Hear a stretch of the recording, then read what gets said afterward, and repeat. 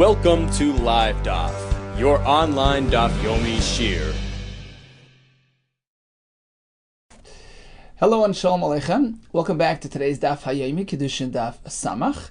We are holding on Testament Beis at the third line off the bottom of the Amud. Amar Abaye, Ulatamei de Rav. In accordance with Rav's approach to our Mishnah. In our Mishnah we had a case where a fellow gave Kiddushin with the following stipulation. May achshav, it starts now, and then he added something cryptic. Until 30 days are up. What did he mean? Rab says, well, actually, this generates major confusion as to his intentions. It could mean tanai, condition. So really he wants the Kiddushin to begin now, but he's unsure. He wants to give it some thought, and basically it's conditional upon his approval at the end of that 30-day period. But if he indeed confirms it then, so the Kiddushin is chal lemafreya. It's activated retroactively from today, from day one. It's just a t'nai, it's a condition on the deal. So ultimately, if it's successful, it was really activated today on day one. Or maybe he's really doing a chazorah, change of heart. He's changing the terms of the deal. Instead of starting the Kiddushin now, he's really starting it only in 30 days. In which case, if somebody else comes and is mekadosh within that 30-day period, she belongs to the second person, not to the first. But if it's conditional, if it's a tanai, then ultimately, if he approves it after 30 days, the Kiddushin was chal when? Back on day one. So the second fellow is a non-entity. That was yesterday's daf. Amar Abaye, Ulatamei de Rav. Let's take Rav a step further. What happens in this very confusing case, where it's not only two people, you even have three people involved? Reuven says, look, from now till 30. Shimon walks over and he says, you're mekudesh to me starting today, until 20 days.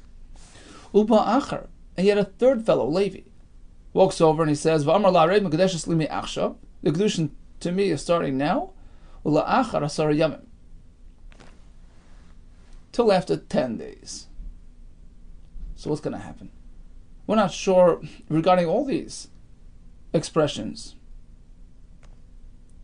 Is it a Tanai? Is it a Chazorah? So what happens? Says Abaye, May Rishon or May Achroin tzricha get. Because of this uncertainty, she needs a get from Reuven and from Levi. That's it. May Emtzai Eina tzricha get, but no need to have a get from Shimon. And the Gemara explains, Manav Shach, because either way she's covered. Itno Havoi. If this type of stipulation indicates condition Tanai, so who's the winner? Let's think. Reuven said, you mekudesh to me starting right now if I approve it in 30 days. So ultimately, when he proves it in 30 days, he's the winner, which knocks everybody else out because he preceded everybody else's Kiddushin. If we treat it like a Tanai, the Kamo Kiddushi, so Reuven's Kiddushin is the valid one, the first fellow, the Hanoch Lav Kiddushi, as opposed to the other fellows whose Kiddushin is not valid because they followed Reuven's Kiddushin. So that would be reason to have a get from Reuven. On the other hand, if we treat this stipulation as a change of terms, so who's the ultimate winner? Let's think. Reuven had said, no, I only want it in 30 days. Shimon approached her, I only want it in 20 days. Levi's the winner because he says he wants her in 10 days. So ultimately, the Kiddushin, which will be applied in 10 days, will precede the 20-day fellow and the 30-day fellow. So the last fellow is her husband and needs to give her a get. If we treat it as a chazara, as a change of terms, the basra kiddushi, so the last fellow's kiddushin is valid. The hanoch lav kiddushi, as opposed to Reuven and Shimon. Well, obviously, pshita. Why does Abaye have to go into this whole confusing situation? it's pretty much based on the same concepts and principles that we learned yesterday. Anything new in this case? Yeah, perhaps I would say. You need more than 2 divorces, more than 2 gittin. Even Shimon, the middle fellow, has to give her a divorce. Hi Lishna, this type of stipulation, by one person, it's perhaps a Tanai. By the other person, perhaps it's Chazara. There's no uniform definition. Hi Lishna mashma, mashma Chazara. So perhaps it's not clear cut one way or the other. In which case, all you need to address is Ruvain's and Levi's Kiddushin, as we explained. No, perhaps maybe Ruvain, when he said this lashon, he meant Chazara. Okay, no, I only want you 30 days. So he's out of the picture because he's going to be the last one. But Shimon, when he said Me'achshav ol achar esrim, he meant a Tanai. And in fact, when day 20 arrives and he's okay with the Kiddushin, that's a confirmation retroactively. So he's the winner. So he should also have to give a get. So perhaps this type of expression can have different meanings with respect to different people. And therefore,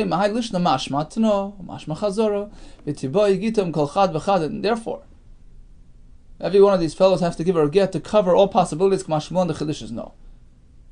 It has universal definition, either Chazara or Tanai. We're not sure, but it's one of the two, and whatever it is, it applies to all 3 men equally, in which case all you need is a get from number 1 and a get for number 3, because if it's Tanai, then number 1 wins. If it's Chazara, then number 3 wins, but number 2 has no say in the matter, regardless. Ula Amar Rabbi Yehuda. Here comes another approach to the whole sugya. He holds that when you say Me'achshav ol achar shloshim, it sort of starts now and culminates later. It's not one or the other. It's not either now if it's a Tanai or then if it's a Chazara. It's somewhere in the middle.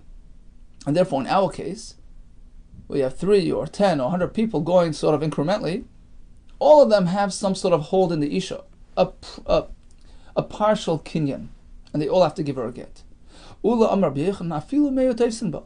Even 100 fellows, one after the other, with this type of system. If the first fellow said from now me'achshav la'achar me'ah yom, and the other fellow said from now till 99, etc., etc. You can have 100 people lined up, and they all have some sort of kiddushin in the isha. V'chein Amar Rabbi Yehuda, the same idea. Afilu me'u teisin ba. And the question is why? How does this work? How can we say that they all have some sort of partial kinyan? Amar later of Mirsharshia, what an interesting mashal. Listen to this. Amar later of Mirsharshia breder of Ami. Rav Asi. You know what? Let me explain to you how this works. Tamad Rabbi Yehuda. Why is it that Rabbi Yehuda maintains that every one of these men have some sort of partial kiddushin? Shavu nafshaya, because they consider themselves, they presented themselves with respect to the kiddushin in the isha, like when they deliver bricks or cinder blocks. Ki shraga delivin. You ever noticed they wouldn't, pile them straight up side by side, because then the outer row would sort of peel away and fall off. They're not supporting. They need to support each other, so they have to be staggered, right? Here as well, they're all staggered. These men, ki shraga delivin, like the pile of bricks, of blocks. The chalchad v'chad, every one of these blocks are positioned in a manner that they sort of lean on each other. They're half on the brick below, half off, and they lean half on this one, half on. So they're sort of supporting each other. Chalchad v'chad rav chavrei shavak. So he leaves a half a block for the one next to him, and he leaves half of that next block for the fellow next to him. So they're sort of all leaning on, and they support each other. Here as well, interesting mashal. The 100 men. Let's just pick the simple case of the 3. First one said, la'achar shlosh. Okay, so either way, you're only mine in 30 days. This next fellow said, la'achar esrim, you're mine in 20 days. The third fellow said, la'achar asara, in 10 days. So the third fellow sort of left room for the second fellow, because until 30 days are up, he's not in there. And the second fellow left some room for the first fellow, because he says, I'm only going to have her in 20 days. Until then, she's a... So each fellow did not claim a full kiddushin in the isha. There is some sort of leftover. There's a tzad kiddushin for everybody, and therefore they all have to give a get. Just read the lashon Rashi. He says Hachanami kol echad motza mokim zman pone lekiddushin v'taf sekulin la'isra. So basically, according to Rabbi Yehuda, yeah, the kiddushin will happen. He doesn't seem to have a shaila of what the fellow had in mind, whether it was a t'nai or whether it was a chazor. I want you in 30 days. So the kiddushin starts now, but it's completed only in 30 days. That's what he meant. So he's leaving room. He's leaving her sort of available to the next person until 30 days. So the next person comes in and adds his kiddushin to the equation. But the second fellow didn't take her immediately. He only took her in 20 days. So that leaves room for the third fellow to come in. Well, I want her now. So they all sort of have a foothold in this kiddushin, and they're all considered partial husband. They all have to give a get. Interesting concept.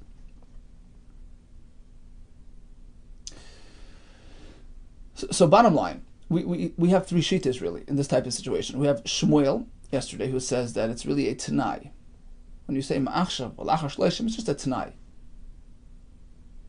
So in 30 days, she's mine from now, retroactively. Rav, well, we just had Rav. He wasn't sure. Is it a tanai?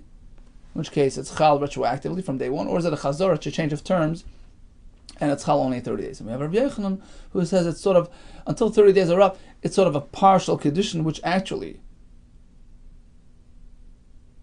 allows others to come, put their foot in, and get involved.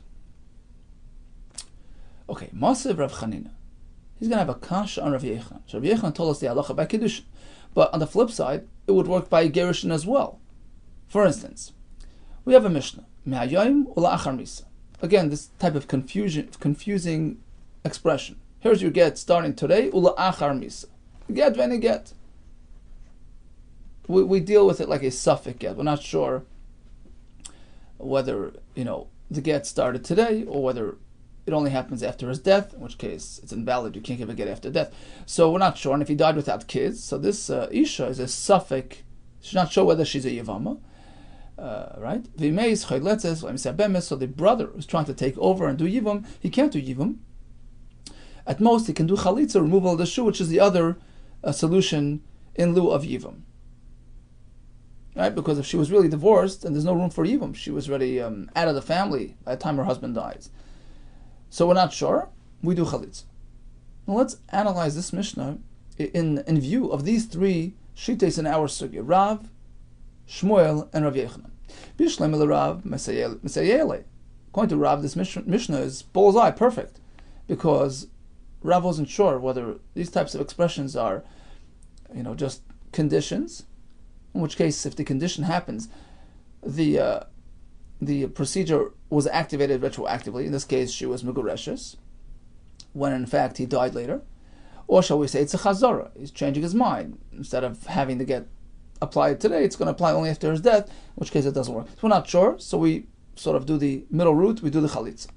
Shmuel nami, hamani rabarni. And even according to Shmuel, who says that typically it's just a t'nai, in which case, when ultimately he dies, the get should really happen retroactively. During his lifetime, we treat it as a get, and really, she's divorced, she doesn't need kiddushin. Well, this Mishnah is following Shittas Rabbanon, who are not sure how to deal with this expression. Vananda Amri Rebbe. If you remember yesterday, Shmuel told us he was going with Rebbe's Shita, that it's always a t'nai. But this Mishnah is Rabbanon, there's a suffix, and we deal with it accordingly. Elo, here comes the punchline. Elo Rabbi Yehuda, who just told us, the third Shita, who just told us the Amar Shiyura Havi, that when you prolong the procedure, it's sort of, it makes an incomplete procedure. Shiyura Havi. It's not that we're not sure how to deal with it.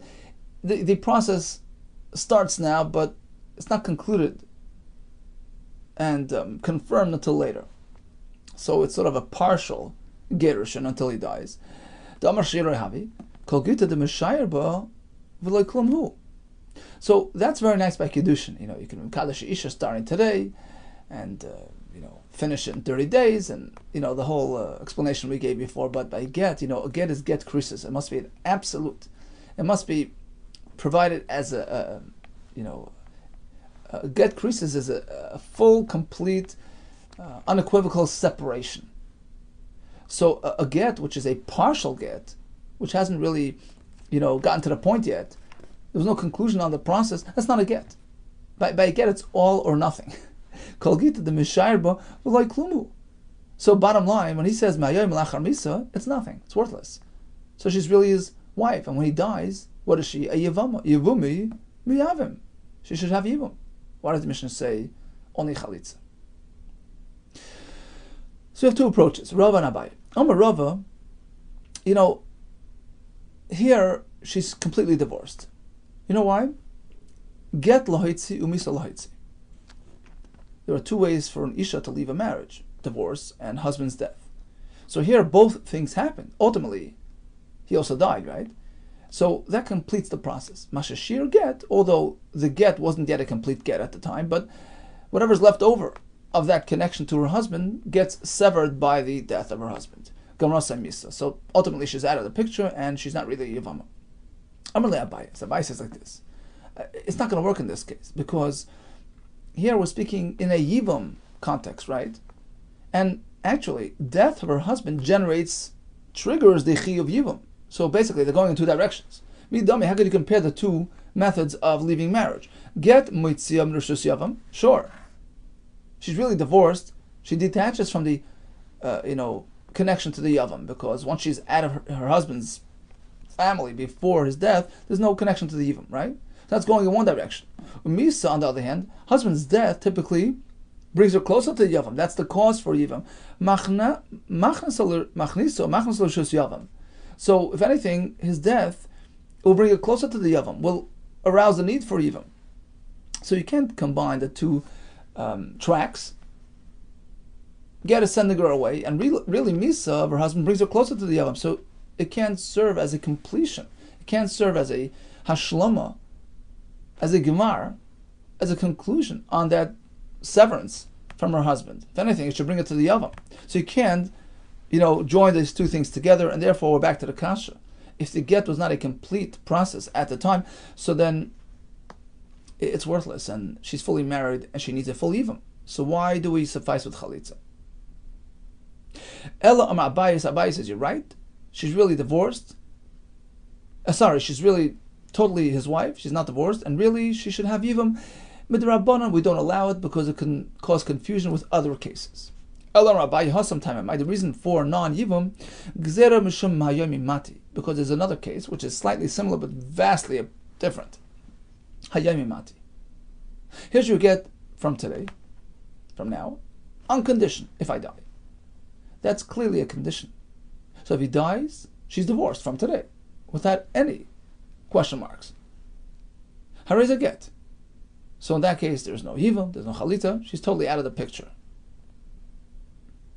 And therefore, in our case as well, ma'yoim im ula achar misa, which is a confusing expression, like you said before. So, it's so similar to this case here, ma'yoim imati. So just like in this case, there's no yivam. In the other case, the first case, ma'yoim lachar misa, we don't allow yivam as well, even though it should apply in that case. But it's gzera. Okay, so in both cases, we only apply chalitza.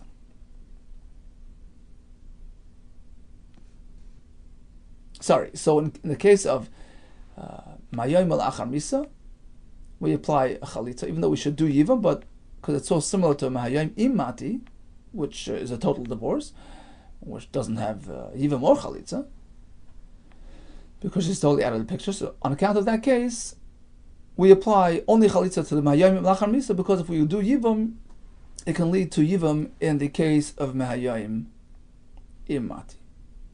So the bottom line is that in Mahayim Imati, it's a clear-cut condition, and she's totally divorced once she dies because it's retroactive and there's no Yivim or Chalitza. Asks the Gemara, 1 second, why does she get off the hook with nothing? V'nigzer Mahayim Imati, the Tachlitz. Why doesn't she have Chalitza in that case? Atu Mahayim Lachar Misa, because of confusion with the other case, which requires Chalitza. Well, says the Gemara, that doesn't work. Imato Eimer Chalitza, because if you're going to do Chalitza in a case of the straight condition, it might lead to somebody saying, well, she's a Yavama, look, she has Chalitza, well, tomorrow they'll do Yivam on a similar situation. Which, of course, is totally usher because she's not a Yavama. He gave her a full-fledged get on condition, and he died. The condition was fulfilled. It's a get. Well, Achanami says the Gemara saw in the first case, Umayayim Ula Achar Misa, where it's not really a proper divorce. Why do we do Chalitza? The same problem could happen. She could end up getting Yivam one day. Because Chalitza and Yivam are sort of, flip sides, right? Hachanami imato emer chayletzes misyavemes. Says, well, what's the worst thing that will happen in that case? Says, Yavim, ein bekachlum, ish geferlich, ein bekachlum. It's not so terrible. Chashasha de Rabbananhu, because ultimately, in the case of Mehayom Lachar Misa, in that first case, it's not really a get, like we explained. So it's really, she's a widow, she's an almana, and now she's a Yivama that really needs Yivam. We don't want to apply Yivam because it might lead to applying Yivam in other cases, similar cases where she doesn't deserve Yivam. So we stick with Chalitza, but at worst case, if she ends up going to Yivam, it's fine. So that's why we do Chalitza there. But as opposed to the case of Mehayim Imati, where it's a clear-cut condition. Here's you get today, if I die and he dies, she's out of there. So there we don't want to do anything. Because in case we do Chalitza, it might lead to Yivam, which of course is totally inappropriate because she was divorced. She's not a Yivama. Okay, so bottom line, one is Mekadesh and Isha. We have several opinions. Is it a suffix? Is it a T'nai? According to Rabbi Yechanan, it's a shear. There's some left over. Something left over in the process. It's not a complete process, which allows for others to step in and create confusion. Continues the Mishnah. He tells her, look, this is your Kiddushin. On condition that I add another $200 to the deal. The Kiddushin takes effect, and he has to keep his deal. On condition that I pay you within 30 days. Okay, so if he kept his word, fine. Otherwise, if he delayed past 30, it doesn't work. Here's the ring. You're my wife, on condition that I own 200 zuz. Okay, it's so the condition only happens if in fact he owns that type of money. He uses an interesting expression. Here's your Kiddushin, on condition that I'll show you 200 zuz. So it's only a Kiddushin if he shows it to her. His own money. But if he walks over to the to the table where he changes his money, his business, and he shows her some money there, which is not really his, it doesn't work because he meant his own money. So in the first case, he was Mekadesh on condition that he gives her 200 zuz. Question is, when is the Kiddushin activated? Immediately, on condition that he gives her the money later on, or do we wait? Is there a delay on the Kiddushin until he actually gives it to her? It's pending until he gives it to her. Machlekes Amoraim. Itmar. We had the same Machlekes in Gittin, if you remember. Rav Huna Amar V'huyitin. The Kiddushin is chal right away. Right? He'll give it to her later. And Rashi explains that it's just a condition. So basically, when he gives it to her later, it's chal lemafreya, retroactively from the time of Kiddushin. Now, of course, if he passes away before he gives her the money, it doesn't work. But you don't have to wait until he gives her the money. The Kiddushin is chal now, hoping that he'll give her the money later, in which case it gets confirmed retroactively. Rabbi Yehuda disagrees. It's a pending Kiddushin. It only happens when he pays her the money. Rabbi Yehuda Amar Likashayitin explains the Gemara. Rav Huna Amar V'huyitin. He should pay her later. Tanoahavi. It's like any other condition. Mekayim Tanoah V'azl. He keeps his condition later on. That's fine, and it is chal retroactively. Rabbi Yehuda Amar Likashayitin. It waits until he pays. L'chiyoyev have a Kiddushin. Hashtamiyah lo have a Kiddushin. It only happens later and not today. Might be what's the halachic difference between the two shitas? All agree ultimately he has to give her the money. So what's the difference? It could be a big difference. Suppose she goes over to another fellow and accepts Kiddushin before the first fellow actually paid out his deal. So according to Rav Huna, the first fellow, Ruvain, is the winner because ultimately when he pays it out, his Kiddushin gets activated retroactively from Sunday. So Shimon's Kiddushin on Monday is worthless. The Rabbi Yehuda have a Kiddushin. According to Rabbi Yehuda, Reuven's Kiddushin was pending upon his payment on Tuesday. So when Shimon comes and has Mekadesh outright on Monday, he's the winner. Oh, we have the same discussion by Gittin, a get that was issued on condition of this type of payment. Oh, in this case, he's asking her for money. Here's your get on condition you pay me 200 zuz. So the gerushin works on condition that she pays him. When is the gerushin applied? Same machlekes. It's applied immediately on condition that she pays him later. Rabbi Yehuda Amar l'kshatitin only applies when she actually pays him. Rav Huna Amar v'hititin, she must pay him later. Tanohavi, it's like any other condition, right? And when you're making condition, Rashi explains, when you say, look, I'm doing this on condition of this and that, it's like you say me'achshav. When you do this and that, it's chal lemafreya. So the condition happens right away, assuming the payout happens later. Tanohavi, mekayim tanova asl. Rabbi Yehuda Amar l'kashatite. No, the gerushin only happens when the payment is actually executed. When she gives them the money, who have a get, then the get happens. Hashtamil have a get. Until that happens, it's not a get. Might be now once again. Any difference in halacha between the two shittas? Rashi explains. Either way, she shouldn't get remarried until this deal is concluded because it might never come into fruition. So all agree, practically speaking, she must wait until the deal was fulfilled. But so there's no nafkamina. What is the difference between two shittas? Might be nayu. Iki benayu. There's a difference as follows. Sheniskariya get. In between issuing and payment, the get disappeared. It was torn up, got lost. That's the nafkamina. Little Rav Huna, who says that ultimately when she pays up, the get happens retroactively from Sunday. So even if it got lost on Monday, it doesn't matter. Rav Huna have a get. Rav Yehuda, according to Rav Yehuda, the get is dependent upon that payment. So if it got lost in the middle, well, you have a get, it doesn't work. So we have the same discussion by Kiddushin as we have by Gittin. Why do we have to duplicate the same machlekes?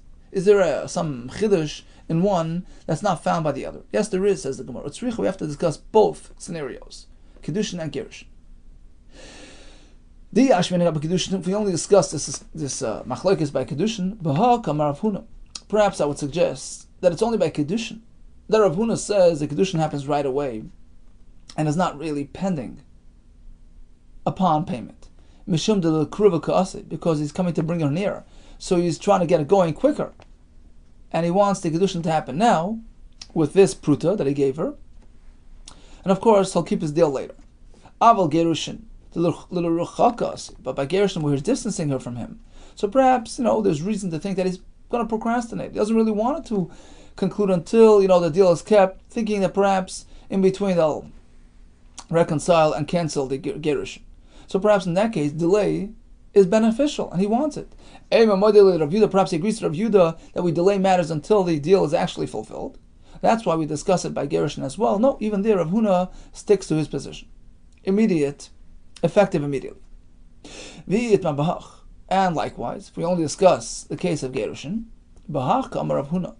perhaps I would suggest that it's only there that Rav Huna tells us that the gerushin happens immediately, because this husband, or this ex-husband, he's not shameful, he doesn't care, he'll go after her and get the money from her.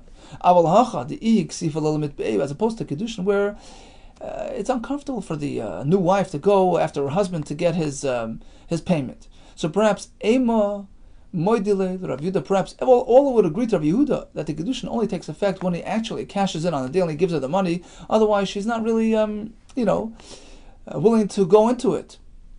Tzricha, that's why we discuss it over here as well. No, the assumption is that the Kiddushin happens right away, and of course he must keep his condition down the road. Meisvei, here comes a kasha from a brisa. Hareza gite almana shetit nimasayim zuz. Here's your get on condition that you pay me 200 zuz. The brisa says the get no longer has to be around. Aval pisha neskariya get or she'ava, the get is lost or ripped up. Hareza megureshes. It's okay. She's totally divorced, of course, on condition that she pays him the money eventually. Of course, she shouldn't get married to another fellow until she pays her payment, because otherwise the condition will not have been kept. But in any case, you don't need the physical get to be present, because once it's been given, the get is issued. That's a right to Rav Huna. That's effective immediately. Vaitani, we have another raya to the same point. Amarla, here's your get on condition you pay me 200 zuz. Umeis, he passed away. So what happens? Nosna, if She gave it to him successfully during his lifetime. Ein Zakuk Yavam, there's no need for Yivam because she's divorced.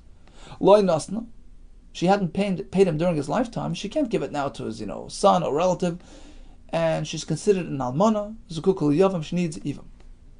That's a Tanakama. Rabban Shimon, no, she still can pay it out by giving it to his relative, his Yerush. Father, son, or another relative. So the point is just whether payment can be issued to a relative. The whole machlekes is only regarding this question. Eldamar Savar Livalei Liyarshai, Tanakama says, give it to me, is what he said, not my relatives. Umar Savar, whereas the other Shita says, I feel Liyarshai, relatives are also included in the deal. But it seems pretty clear that all agree. The Kuli Alma Mia Tnahavi is just a condition. Because if the Gerushin is awaiting payment, if it's pending, if it's not complete until she pays, in this case, he's gone, he passed away, there's no get. How can the Brisa tell you otherwise? Tiyuta the Rav Yehuda, it's a kashan Rabbi Yehuda, who says that the get is not complete until payment is issued. That's a right to Rav Huna. Amalach Rav Huna, Rav Yehuda responds, Amalach Rav Yehuda Hamani Rabbi. You're right. This Brisa reflects Rabbi's shita. Dam Rav Huna, Amar Rabbi, Kol Eimer Amonas, Ka'eimer Machshav Dami. Rabbi's shita universally is that whenever you issue a condition, it's my achshav. It's totally done now. Like this get is totally effective now, on condition that the Tanai is fulfilled later. That's his shita. Upligi Rabbanan Alai. But you should know it's really a machlekes Tanaim. That's the way I understand. It's a machlekes Tanaim. And when I was promoting my view that the get is awaiting, it's pending, it's not complete until later, that's Rabbanan Shita, who disagrees with Rabbi. And when there's a Tanai, when there's an Almanas, the process is not complete until the condition is fulfilled. Whereas Rav Huna apparently holds that there's no machlekes. All agree, whenever you say Almanas, it's effective immediately, assuming you keep the condition later. Gufa Amar Funa Rebbe, Kol Ha'im Almanas, Ka'im Achshav Dami. Okay, so that was Rebbe's shita. Amar Rabbi Zera, initially we thought it was a machlekes. When I lived, way back, I lived in Bavel. Havar Mina, I remember we used to learn that it's a machlekes. Ha'adam Rav Huna Amar Rebbe, Kol Ha'im Almanas, Ka'im Achshav Dami. This statement of Rebbe is really subject to machlekes. Pligi Rabbanan Alei. Rabbanan disagree. They hold that whenever you make a condition, the process is not complete until the condition is fulfilled. That's what we figured. But it turned out to be a mistake. When I went up to Eretz Yisrael, Rabbi Asi, I meet Rabbi Asi. He was quoting Rabbi Yehuda that it's universal. All agree, whenever you say, I'm doing this on condition of such and such, the process is effective immediately. The only machlekes is regarding some sort of peculiar case, which we actually mentioned in Amar Aleph, when there's a confusing expression. For instance, he gives her a get. He says, what's going to happen today after I die? He's talking from two sides of his mouth. There we have a machlekes, where Rebbe would say it works because it's just a t'nai. It's really happening today on condition that I die. Whereas Chacham, I'm not sure. Did he mean conditional? Did he mean to change his mind? We're not sure. So that's a specific case. But generally speaking, he speaks straightforward and clear. You say, look, I'm doing this on condition such and such. The process starts immediately, assuming that he keeps the condition later. Vatanya, but the question is, Vatanya, as we have a brisa, what we see at the machlekes between the shitas only pertains to that confusing expression. There we have the machlekes. Chacham say get when a get. It is, it isn't, we're not sure. Divrei Chachamim. Rabbi Eimer, because a get, it is a get. But if it's just a plain condition, a straightforward condition, all agree, the get happens immediately. So that's Rav Zera's opinion, that's Rav Asi's opinion, Rav Yechan's opinion, and Rav Huna's opinion. But we have one dissenting view. That was Rav Yehuda. If you recall, Rav Yehuda told us before that really every condition is subject to machlekes between Rebbe and the Chachamim. And he was going with the Chachamim, you have to wait until the condition is kept. Rav Yehuda the Amar, Ba'amanas nami pligi. According to Rabbi Yehuda, his view was that even by a regular Tanai, Almanas, it is subject to machlekes between Rebbe, who says it happens immediately, and Rabbanan say it's pending. So the question is, So why does this brisa, which cites both opinions, go into this peculiar case of Mahayom Lachamisa, this confusing situation? It's the same machlekes applies to a straightforward case. Just speak straightforwardly. Nifligi b'ma'almanas. Here's the get on condition that I pay you the money. Does it happen right away or later? Machlekes Rabbi and Rabbanan. Why discuss this funny case, this contradictory expression, and not a straightforward case? Answers the Gemara, L'diach HaKoich the Rebbe. Really, the machlekes between Rebbe and the Chacham apply to all cases, even a regular tonight. But by bringing out this particular confusing situation, we are actually highlighting Rebbe's shita. That even in this contradictory expression, we still see a get immediately, because we look at it like a tanai. He didn't mean today and then. He meant if I die, it's chal today. So we specifically picked this case, which highlights Rebbe's shita. It brings out his shita stronger. Even in this case, it's a proper get immediately. Asks the Gemara, 1 second. V'niflagi v'almanas. But for the same money, the brisa could have presented the machlekes in a straightforward case of almanas. Here's the get on condition of such and such. And this brings out the Rabbanan shita. The Rabbanan brings out the Rabbanan shita. Even in a straightforward tonight, we have to wait until the tonight is kept. It doesn't happen right away. So bring out their opinion, which is actually stringent and machmer. It's always better to bring out the shita which is mekel, which is lenient, which takes more sort of confidence. Rashi explains in Maseches Beis Daf Beis Amud Beis. It's making a stronger statement by highlighting the shita which is mater, such as in this case. We're bringing out that even in a case where it's contradictory and confusing, even there Rabbi says it works, but ultimately, according to Rabbi Yehuda, the same machlekes would apply by the regular Tanai, and hence Rabbi Yehuda's interpretation of our Mishnah and the Mishnah KIDDUSHIN and Gittin in a way that the get or the KIDDUSHIN is sort of pending the fulfillment of the Tanai, that's Shitas Rabbanan, that whenever you say Almanas, it's not Me'achshav, rather it's pending. Bottom line, what is Almanas? Right? Here's the get Almanas. Here's the KIDDUSHIN Almanas. According to Rav Huna, there's no machlekes. All agree Almanas is K'mei Achshav. It's effective immediately. So if the get's gone, or in the case of a KIDDUSHIN, he passed, in the case of the KIDDUSHIN, if she was Makabel KIDDUSHIN from somebody else, in the meantime it doesn't work, because the first KIDDUSHIN was effective immediately, assuming the condition was fulfilled. Whereas according to Rabbi Yehuda, the process is not really completed until the Tanai is fulfilled, in accordance with Shitas Rabbanan. And Rav Huna holds that there's no machlekes. All agree. Rabbi and the Rabban all agree that Almanas is Me'achshav. Okay, next case in the Mishnah. Almanas she'eten loch mekan v'shleishim yayim. Here's the KIDDUSHIN on condition that I give you the 200 zuz before 30 days. We insist on a timely payment. Because if it's after 30 days are up, it doesn't work. Pshita, well, obviously, he said so. Perhaps I would think, love to know. Even though he said something about 30 days, it's not really binding. It's not a binding condition. It was just to get him going, right? For his reasons. But even if he delays, a couple of days,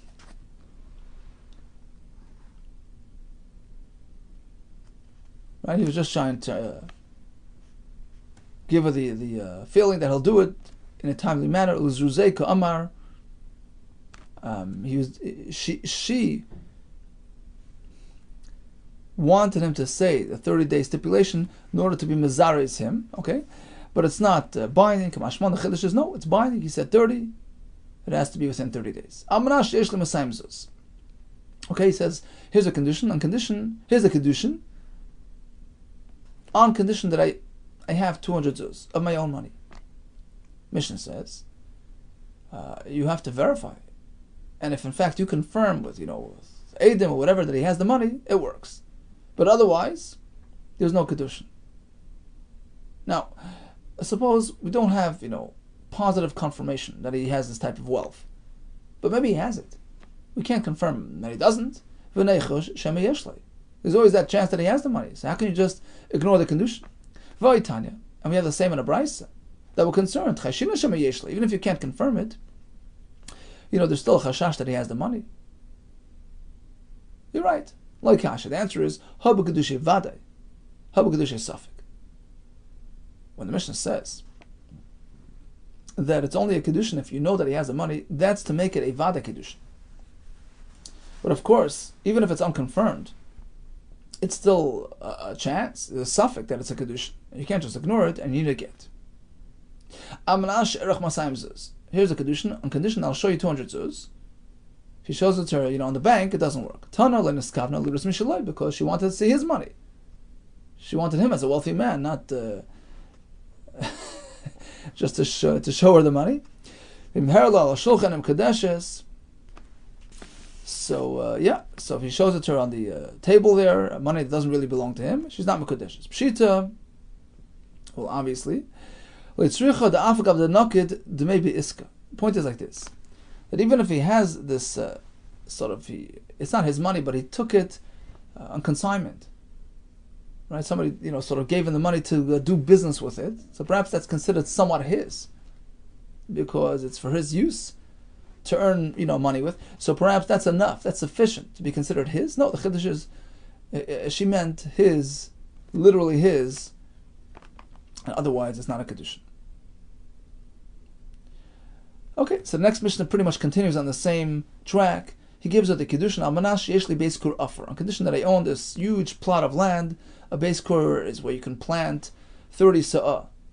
Rashi makes the calculation. Sa'ah is 50 by 50 amma. Okay, so 30 times that. Okay, al manash yeshli beis kur offer. Harizim mukadesh is v'yeshli. So if he has that type of property, she's mukadesh. Al manash yeshli mokem pleni, on condition that I have that type of property in this specific location. If it's there, okay. Otherwise, any mukadesh. I'm not she'erach beis kur offer, on condition that I'll show you this type of property. So yeah, it's a mukadushin if he shows it to her, but it has to be his property. If he shows it to her in the valley, somebody else's field, that doesn't work. She meant his field. So the Mishnah says, in the first case, if in fact he owns the type of land, it's mukadeshes. Otherwise, it's not. Same question as before. You know what? Even if it's not confirmed, maybe he has. You never know where a person has property. So how can you just ignore the kedushin, assuming he doesn't have the money, the property? The Brisa clearly says that even if you can't confirm ownership, there's always a chance that he has it. You're right. To be certain that it's a kedushin, then you have to confirm that he owns. Even if you can't confirm that he owns, you still have to be concerned that perhaps there is a kedushin and she needs a get. Now, why do we have to discuss the same case over and over? This point that when it's unconfirmed, that it's a kedusha suffix, seems to repeat itself. Once by the money in the first Mishnah, once by the land in the second Mishnah. What's the point of repeating it? Says the Gemara, there's a chiddush in either case. Tzricha.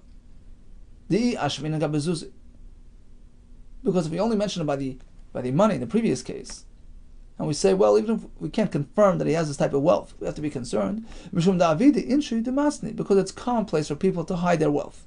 So you never know. So it's a Savik Kiddush. Aval Arab, when it comes to owning land, that's talk of the town. Everybody knows what people own. Ema, perhaps there I would say, Ida Isla Arif, in fact he owns this type of property, Kala Isla. Everybody knows about it. The fact that nobody's aware indicates non-ownership. Kamashmon comes to the mission and says, no, even if we're not sure, there's always a chance that he owns some hidden land someplace, and we have to be chayshish for Safek Kiddush. In the next case, he specified location. If he has it in that place, fine, otherwise not. Pshita, of course, why mention this case? Again, Maudatema, perhaps I would say, Amrla, Mainaf Galachmina. He can respond to her by saying, look, I know I promised you, land in this place, but maybe it's, even if it's further away, what do you care? I'm not tarachna. They used to live off the land, right? I'll go and get my tractor and bring the produce back home. You don't have to go schlep. I'll do it for you. I'm not tarachna. My sina. I'll bring the crop over. So who cares if it's close by or further away? Kamashwan the chiddush says no. He has to keep his word. Amana she'erach beis kur offer, on condition that he shows her this type of property. Tana the Brisa explains. What she meant is to see his property, and therefore if he shows it to her out in the valley, and then it doesn't work because he's not owning it. Pshita, well, obviously, So as the Gemara Litzricha Danakat B'Distura, Rashi says B'Distura is Arisus. Suppose he doesn't actually own that land, but he's somehow associated with it. He's an aris, a sharecropper. So perhaps that's considered enough connection, association, and sort of quasi-ownership, which can be considered fulfillment of his condition. The Chiddush is no. He said he owns. Unless he owns, it's not a Kiddush. Okay, so bottom line, we started with one sugya, moved on to the next sugya, and then to the next mission. So ultimately we had the three shitas regarding a case of me'achshav v'lachar shleishim yayim. We had the shita of Rav. We're not sure whether it's a condition or it's a chazorah. Therefore we treat it as a suffix. We have the shita of Shmuel, who says that it's certainly a t'nai, and we have Rabbi Yehuda who says it's sort of a miktsas. It's a partial process, in which case all these individuals have to give her a get. We explained how this coincides with halachas of Yivam and Chalitza. We moved on to the next Mishnah, where he promised 200 zuz together with the Kiddushin. That's a case of a Tanai. According to Rav Huna, Almanas is Kamei Achshav Dami, and therefore the Kiddushin is chal immediately, whether it's Kiddushin, whether it's Gittin. And of course he has to complete fulfill his commitment, but it's chal l'mafrei retroactively. According to Rabbi Yehuda, it's a machlekes Tanaim, and according to the Chachamim, the Kiddushin and likewise the Gittin awaits fulfillment and confirmation pending the completion of the Tanai. And we have all kinds of expressions and promises that he owns, that he has, whether it's coins, whether it's property. And in all cases, the Kiddushin is dependent upon full fulfillment of his promises. All the best to you, and Atzlacha Rabbah.